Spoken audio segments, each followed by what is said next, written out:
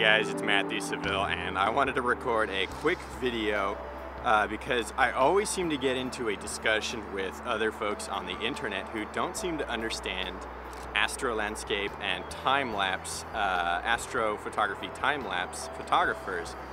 I always talk about, or rant, okay, I always rant or talk about how much I want a lightweight camera, this or that body, lens. I love how much I love lightweight gear.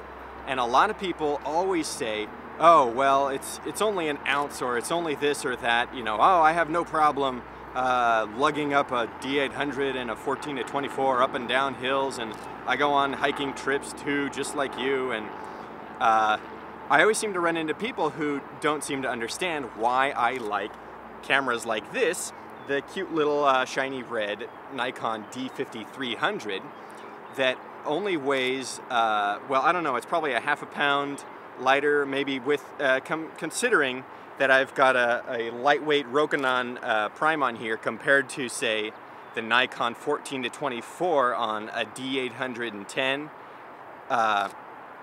It's probably at least a pound lighter. The reason that I love this is because I can bring 2 or 3 of them on my adventures instead of just one. It's not that I'm a sissy and I have trouble carrying one camera up a hill. It's that if I have a much, much lighter camera, I can carry 2 or 3 of them into the wilderness.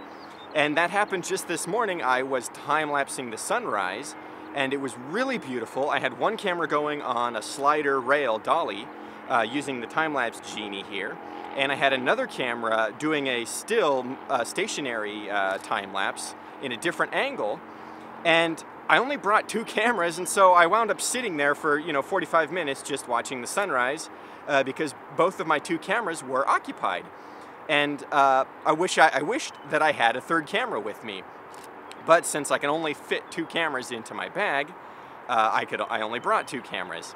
Anyways, what I feel like would be an awesome kit, or at least right now the ultimate kit in my eyes, is one camera that I'm really, really enjoying, and that is the Sony A6xxx. It's even lighter and smaller than the Sony A7 full-frame mirrorless cameras, and yet there are a couple of great astro-landscape photography lenses for it, such as the Rokinon 10mm 2.8, I think is available on that mount, and also the Rokinon 12mm f2.0 and 16mm f2.0 are all very, very lightweight, relatively small lenses that are great for astro-landscape photography. And if the A6xxx is so light and small that I could probably bring 3 of them on a trip in the same size that a single D800 or 5D Mark III takes up, with just 2, big honkin' full frame lenses. So that's why I always like lighter and smaller gear, and why I'm really pushing Sony, hoping that Sony will soon develop more lightweight prime lenses, a 24mm 1.8 or 1.4. Nikon has a 20mm 1.8 that I'm really happy about, and I hope that Sony follows suit and comes out with a 14mm 2.8 or a 16, anything ultra wide and fast that we can take into the wilderness, 2 or 3 lenses, or even the same lens sometimes I'll bring out there into the wilderness.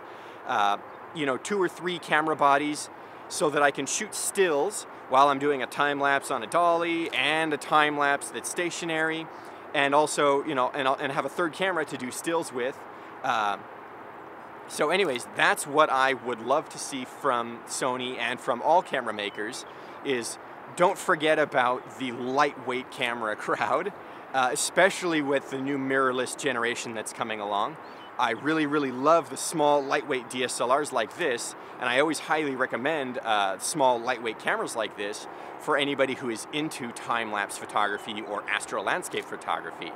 So, anyways, the way I like to say it is, when a single sequence or picture takes an hour long, you tend to want more than 1 camera, otherwise you get pretty bored pretty quick.